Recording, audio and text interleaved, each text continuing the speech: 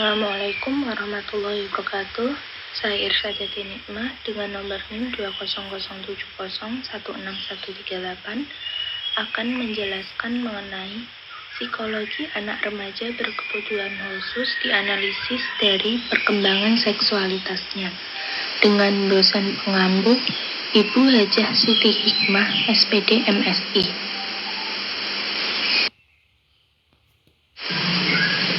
Selanjutnya, tinjauan dasar biologi.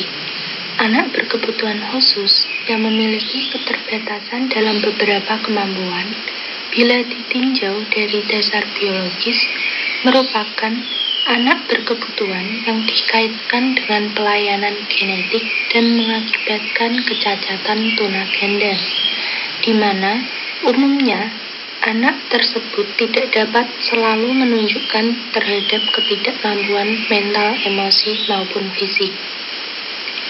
Walaupun anak berkebutuhan khusus memiliki serangkaian hal yang berbeda dengan manusia pada umumnya, akan tetapi bentuk pertumbuhan kembangnya mereka dapat terbilang normal, terutama bagaimana mereka mengalami pertumbuhan perkembangan pada seksualitas umumnya selaku manusia. Dampak dari pubertas umum dan pada anak berkebutuhan khusus. 1. Adanya keinginan untuk bergaul serta diterima di lingkungan kelompok sebaya merupakan suatu tantangan terberat karena terdapat perbedaan baik dari sisi fisik maupun sisi mental, merupakan penghambat mereka untuk mencapai tujuan daripada pergaulan dengan anak usianya. Hal tersebut membuat mental anak berkebutuhan khusus semakin melemah dikarenakan adanya suatu penolakan yang kurang dimilikinya. 2. Sifat rendah diri yang muncul juga mempengaruhi perkembangan kepribadian serta emosional yang melandainya, di mana efek yang paling besar adalah mereka mengalami krisis identitas apabila terjadi pada anak berkebutuhan khusus dengan kekurangan fisik serta mengalami gangguan mental yang lebih berat lagi bagi anak yang memiliki kekurangan pada segi mentalitas. Selanjutnya adalah fase awal pubertas. 1. Di mana pada umur 12 hingga dewasa merupakan tahap genital, yakni dia mengalami dorongan seksual yang terus berkembang, didukung dengan adanya timbul perasaan tertarik dengan lawan jenis. Hal tersebut juga dialami oleh anak-anak berkebutuhan khusus, di mana mereka mengalami masa pubertas. 2. Umumnya, anak berkebutuhan khusus belum memahami secara penuh bentuk pengontrolan serta fungsional ego. Kurang adanya responsibilitas terhadap ego, maka mengakibatkan anak-anak tersebut kurang mampu untuk mengontrol adanya impuls ataupun rangsangan yang muncul dalam dirinya. 3. Karena kontrol emosi yang tidak stabil mengakibatkan cenderung untuk menurutkan apa yang mereka inginkan. Oleh karena itu, dapat merasakan bagaimana bentuk dari masa pubertas, akan tetapi pola implementasi untuk merasakan dari perasaan cinta itu sendiri kurang dapat mereka dapatkan. Bentuk pubertas yang dialami. Anak berkebutuhan khusus mengalami menstruasi bagi wanita, mimpi basah bagi pria, tumbuhnya rambut di area tertentu, perubahan bentuk tubuh. Akan tetapi, mereka cenderung mengalami kebingungan dan tidak secepat manusia normal dalam mengetahui dan memahami hal tersebut.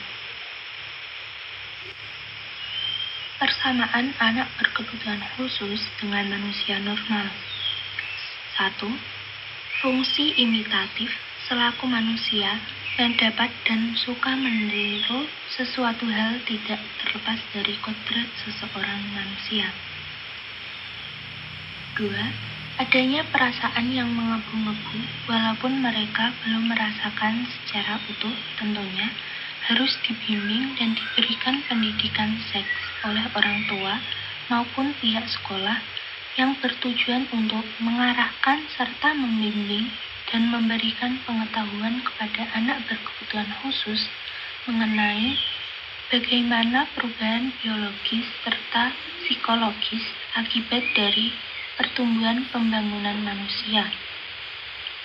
Setiap orang memiliki batasan privasi kepada orang lain agar tetap menjaga kehormatannya yang harus dimengerti dan diberikan pengertian kepada anak berkebutuhan khusus tersebut agar mereka dapat mengetahui layaknya manusia normal bagaimana bentuk penyaluran serta tindakan antisipasi yang dapat mereka lakukan. Seks edukasi.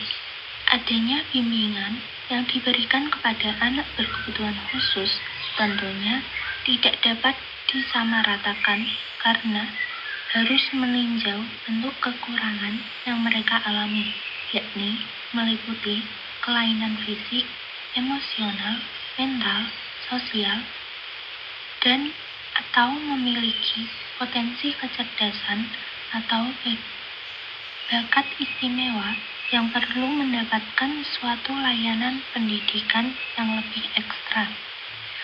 Seksualitasnya dapat dikatakan normal, harus diberikan penyuluhan serta pendampingan agar emosional serta mentalnya tidak terpengaruh karena kondisi yang dialaminya sedikit berbeda dengan manusia pada umumnya. Pendidikan seksualitas dan pengarahan dalam hal yang berhubungan dengan seks tentunya sangat harus didapatkan oleh anak berkebutuhan khusus dikarenakan anak berkebutuhan khusus umumnya mudah dimanipulasi karena mereka tidak terlalu memahami seperti layaknya manusia biasa. Anak berkebutuhan khusus juga pastinya mengalami layaknya manusia pada umumnya, yakni menstruasi, mimpi basah, dan lain sebagainya. Oleh karena itu, adanya pengarahan dan bimbingan dimaksudkan untuk agar mereka tidak terkejut dan tidak merasa ketakutan mengenai suatu perubahan yang dialaminya, yang mana perubahan tersebut tidak mereka dapatkan di kondisi sebelumnya. Terakhir, manfaat seks edukasi bagi anak berkebutuhan khusus. Bentuk penyuluhan dan pendidikan terhadap pendidikan seks kepada anak berkebutuhan khusus, tentunya mereka juga harus diberi gambaran karena tujuan mereka sebagai manusia tidak hanya serta-merta berdiam diri tanpa adanya proses tentunya untuk menghindarkan atas kejadian yang tidak diinginkan, adanya sosialisasi, pendidikan, pengarahan mengenai seks. Hal tersebut bermanfaat sekali bagi mereka. Di antara lain, melanjutkan keturunan karena bagi anak berkebutuhan khusus tidak menutup kemungkinan keturunan yang dihasilkannya menjadi manusia yang normal. Dapat melindungi atas kejahatan dari para predator seks. Mereka dapat mengetahui bagaimana cara merawat dan melindungi alat vital mereka dikarenakan sejatinya walaupun mereka memiliki keterbatasan hal tersebut juga harus tetap dirawat agar fungsional dari alat vital tersebut tetap dapat berfungsi dengan baik. Yang terakhir, dapat memberikan mereka wawasan serta langkah-langkah ke depan mereka yang dapat mereka lakukan karena mereka juga memiliki hak untuk dapat terasa aman baik dari perlindungan yang mereka lakukan sendiri ataupun perlindungan atas masyarakat sekitarnya. Sekian penjelasan dari saya, kurang lebihnya mohon maaf. Terima kasih. Wassalamualaikum warahmatullahi wabarakatuh.